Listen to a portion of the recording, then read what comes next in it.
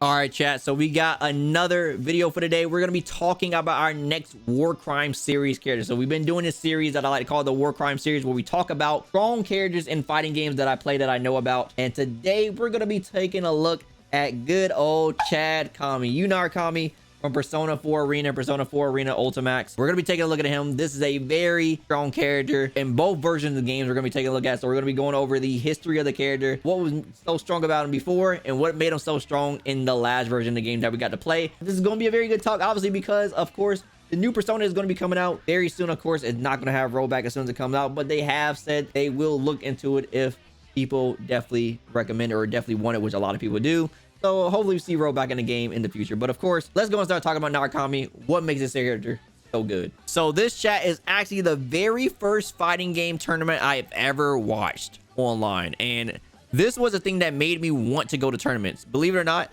So first video I ever seen was like a Maximilian video. But first tournament that I seen, I was like, yo, I want to go to tournaments because these things look fun. The commentators are fun. Yeah, great time.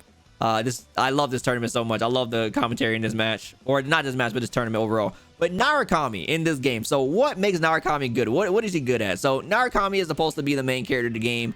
So naturally, he was supposed to be the all-around character inside of this game. They forgot one little thing that they let rock in this game. So in this game, Narukami has a chain that where he can go into his sweep, which sweep is universal in this game, into his 5D. Now, this game is a 4-button fighter. There's 2 attack buttons for characters. So there's an A and B, which are the character normals, and there's a C and D, which are your persona normals. Of course, the persona cards are up there, and if your persona run out of cards, if the person hit their persona enough, then you run out of cards. But Narukami could chain his sweep into 5D, which is one of his chains, and the 5D was a move that put out the persona in a way to where he can go for very, very good ambiguous mix-ups. You could do like left, right, high, lows. It's pretty much like a 4-way mix-up. Very, very strong. So if he gets a nice hit, he'll go into that. Couple other things, this character has a pretty fast overhead. His SB overhead is at 21 frames in this version of the game. He has pretty good damage overall. His like 1 more burst damage is really good. He also has the ability, not every character had his ability, but his throw actually wall bounces. So he got throw damage combos, which not a lot of characters got, meterless. So you didn't have to spend meter to do throw combos in this game. He also has some of the best buttons in the game. Very good buttons. Oh no, what a burst. So he has some of the best buttons in the game with like J2B. His JC is very good. 5B is actually pretty good. Overall, just some pretty good buttons, some very good frame data. He had a actual dive kick in this game as well. Now his dive kick in this version of the game wasn't that crazy. It has landing recovery, way more landing recovery than the actual last version. So people didn't use it that much. Yeah, it is still a pretty strong tool, but in this game, this version of the game, anti-airs were a little better, so you didn't have to worry about it too much as you did before.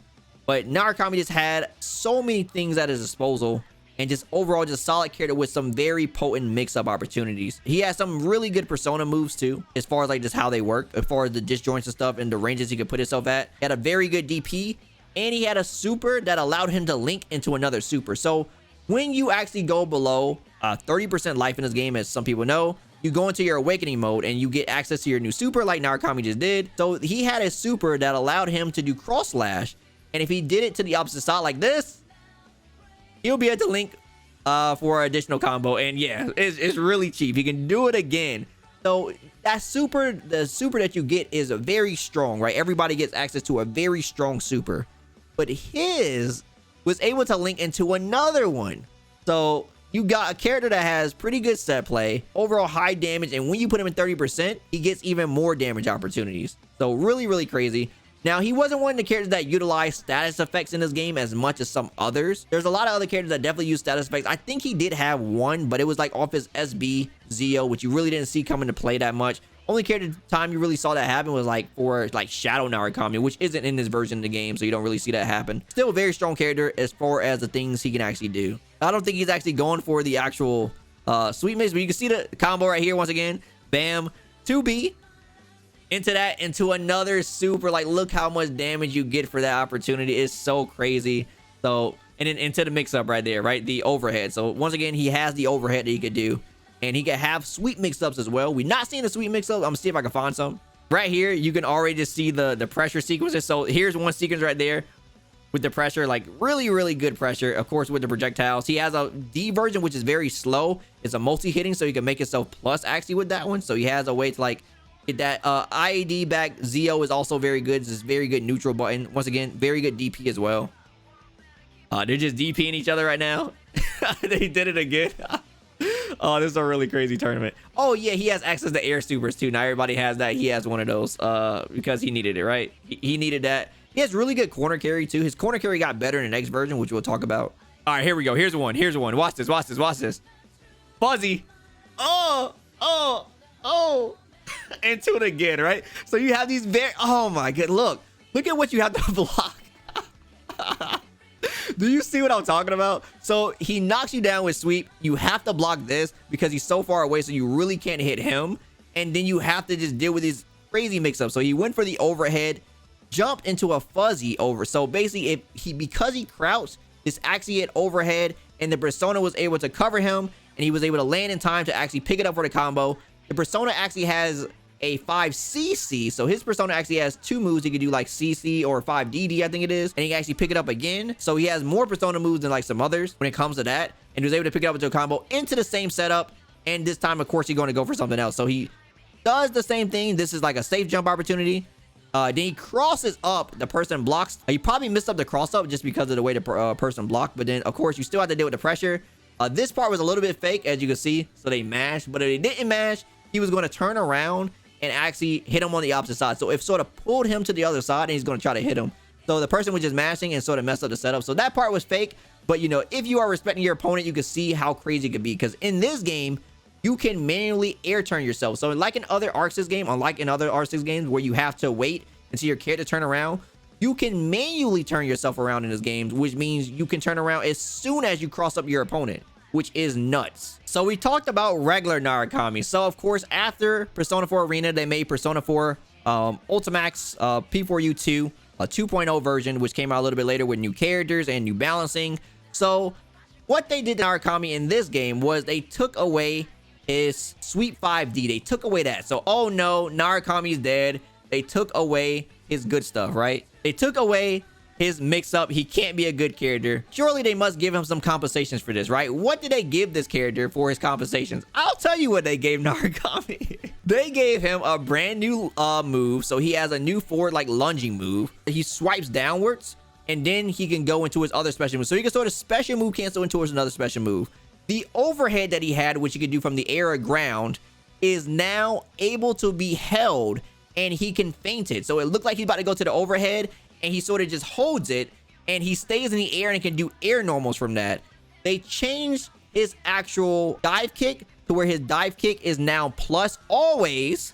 So it's either like +1 on standing or +3 on block. He has this new super, as you can see, which is only 6 frame startup, by the way. This is a 6 frame startup super. So it's not invul, but it's very fast at just punishing whiffs. Is a really good whiff punish. On top of the new move that I told you that as a swipe, he has his B version of that, is a fucking command grab. Because on top of being able to throw you in the corner and do combos meterless, he needed a command grab that can also give him meterless combos. So he needed that too. Oh, he tried to do it right there. As you can see, it's like a 30 frame command grab, but it is a command grab. He just has it because why not? One thing he did not need, which was really cool that they gave him. So in the arcade version, this was called the Secret Super. So if you don't know, it's called the Thunder God Dance. It was basically a deadly rave. So if you don't know what deadly rave is, it's basically a super, I believe it's a geese super, right? Where it is a sequence of inputs to actually do the super. So you have to like manually do the inputs to actually finish the super off. This was his, and in the game, in the arcade version, they did not tell you the inputs for this. So players realized that when Narukami had 150 meter, he had access to a very specific super, unique super to him. Nobody else had 150 super like this, that only he could do with a sequence of inputs. So they spent money and figured out all the inputs. Now in the arcade, or when the console version of the game came out, they actually told you the inputs for the super. It was no longer a secret, but in the arcade version, it was just known as the Secret Super Thunder God Dance. This is what it looked like. It's pretty cool.